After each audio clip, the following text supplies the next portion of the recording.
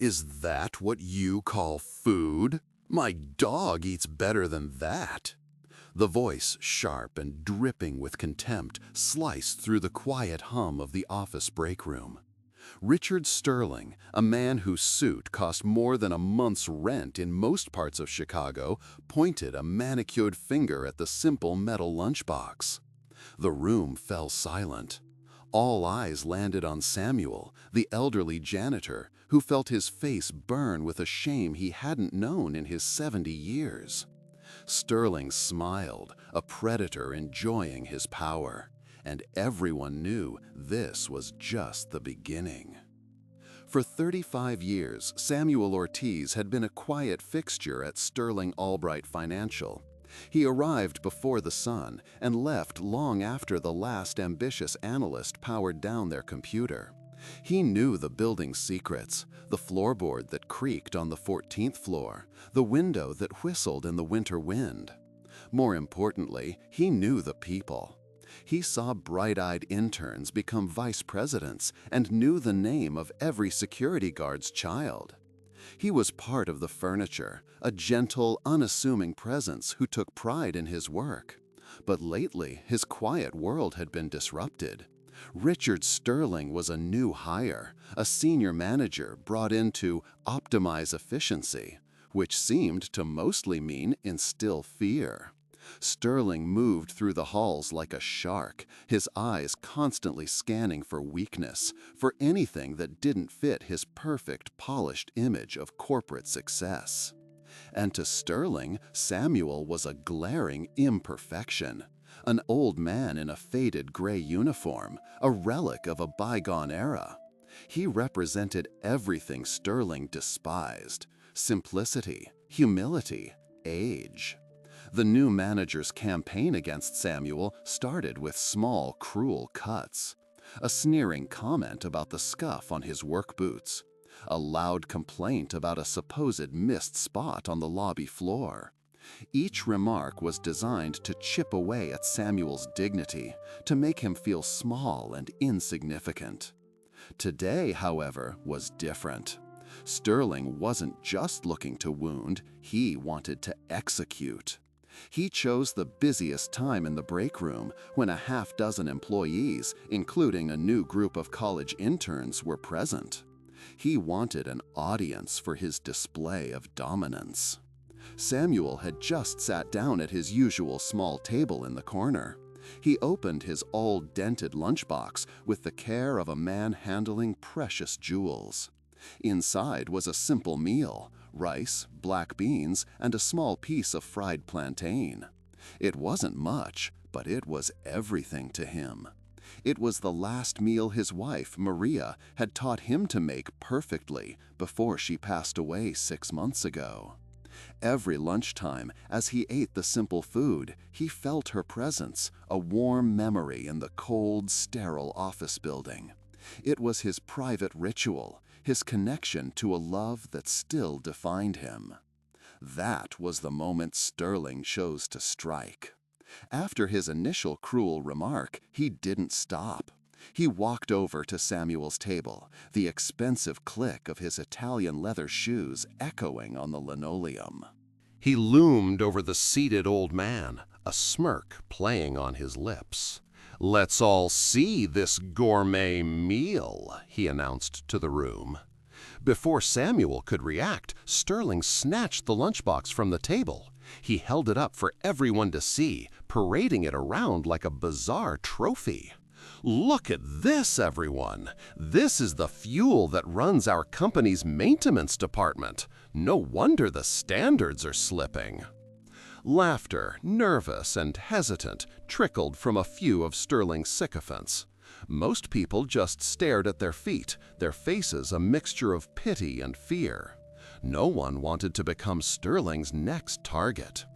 Samuel felt his world shrink to the size of that metal box. He felt stripped bare, his most private, sacred memory violated and turned into a public spectacle. He wanted to say something, to defend the honor of his wife's memory, but the words caught in his throat, choked by humiliation. A young intern, a woman named Chloe with bright, intelligent eyes, took a half step forward. "Mr. Sterling, that's not," she started to say, her voice trembling slightly. Sterling's head snapped in her direction, his eyes like ice. "Do you have a problem, intern? Focus on your work, unless you want your internship to be a very short one." Chloe froze, her face paling. She retreated, casting a look of deep apology toward Samuel. Samuel's heart sank. He was alone. The hope that someone, anyone, would stand up for him flickered and died. He felt a tear trace a path through the wrinkles on his cheek. He didn't bother to wipe it away. Sterling seemed to draw energy from the room's fear and Samuel's pain. He wasn't finished. With a look of ultimate disgust, he walked toward the large trash receptacle in the corner of the room. "This filth," he declared loudly, ensuring everyone could hear, "does not belong in my office building. We have standards here." He held the open lunchbox over the bin. Time seemed to slow down. Samuel could see the individual grains of rice, the dark shine of the beans. It wasn't just food. It was Maria's smile. It was her laughter in their small kitchen. It was his last tangible link to the life they had built together. "Please," Samuel whispered, the word a ragged breath. "Sir, please, my wife." Sterling scoffed, a short, ugly sound. "I'm not interested in your life story, old man." And with a flick of his wrist, he turned the lunchbox upside down. The rice and beans, the memory of his Maria, clattered unceremoniously into the trash, landing on discarded coffee cups and paper towels. The sound was deafening in the dead silence. Sterling dropped the empty metal box on top of the mess with a final dismissive clang. He turned, a triumphant look on his face, ready to soak in his victory. But the expression on his face faltered. The break room door had opened. Standing in the doorway was a man in his late 50s, dressed in a simple but impeccably tailored gray suit. He was not a familiar face to most, but he radiated an aura of quiet, unshakable authority. Beside him was the intern, Chloe. Her eyes were filled with tears, but her expression was resolute. She had slipped out of the room unnoticed the moment Sterling walked toward the trash can.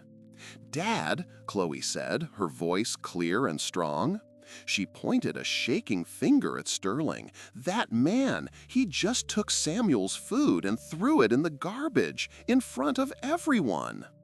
The man, Mr. Albright, the co-founder and majority owner of the entire multi-billion-dollar corporation, let his gaze fall on Sterling.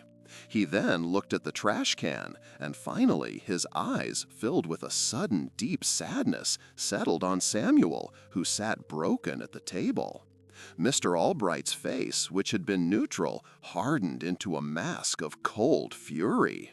He walked past the stunned Sterling without a word and went directly to Samuel's table. He placed a gentle hand on the old man's trembling shoulder. "Samuel," he said, his voice surprisingly soft, "I am so deeply sorry. Are you all right?" Samuel could only nod, overwhelmed.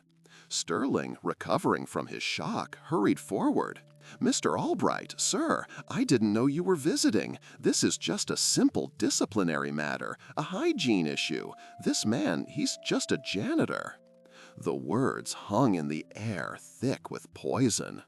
Mr. Albright turned slowly, his eyes locking on to Sterling. His voice, when he spoke, was dangerously quiet. "You're a big fan of cleanliness, I see, Mr. Sterling. Good. Start by cleaning out your desk. You're fired."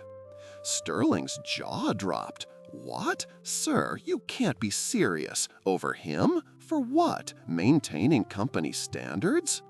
Mr. Albright took a step closer, his presence seeming to suck all the air out of the room. "No, Mr. Sterling, for disrespecting a founding partner of this company." A collective gasp went through the break room. Sterling laughed, a nervous, confused sound. "A partner? Him? That's absurd." "My father started this company in a one-room office 70 years ago," Mr. Albright said, his voice ringing with authority. "His first ever hire was a young man named Miguel Ortiz, Samuel's father. And when Miguel retired, his son Samuel took his place. Before my father passed, he gifted the Ortiz family 5% of this company's founding stock for their unwavering loyalty. That man you just humiliated, Mr. Sterling, is a part owner of this corporation.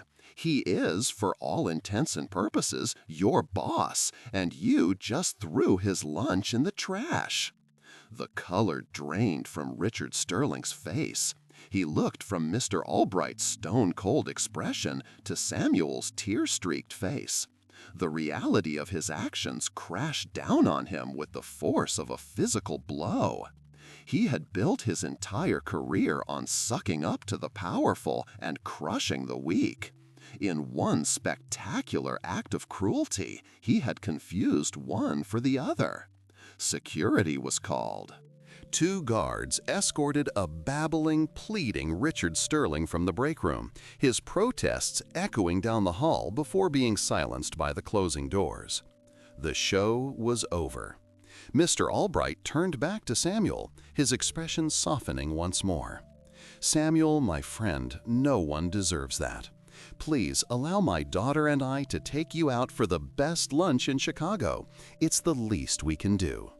He then looked at his daughter Chloe, a new pride in his eyes. "And you," he said, "tomorrow morning you are no longer an intern. I'm creating a new department of employee welfare and corporate culture. You're in charge.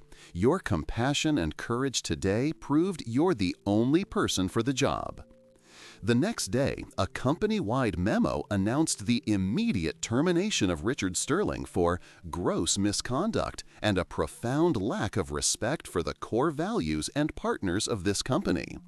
Samuel arrived at work to find a new lunchbox on his table, a high-end thermos, and a handwritten note from Mr. Albright that simply said, "Family looks after family."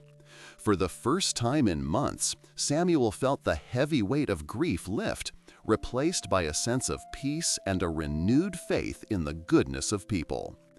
In the end, what we learn from this is that a person's worth is never defined by their job title, their salary, or the clothes they wear. It is defined by the contents of their character and the kindness they show to others, regardless of their station. True strength is not in humiliating those you perceive as weak, but in having the courage and compassion to lift them up. A simple act of kindness can change a life, just as a single act of cruelty can destroy a career. We hope this story touched your heart. If it did, please show your support by liking this video, leaving a comment with your thoughts below, and subscribing to our channel for more real-life stories that matter. Thank you for listening, and we'll see you in the next story.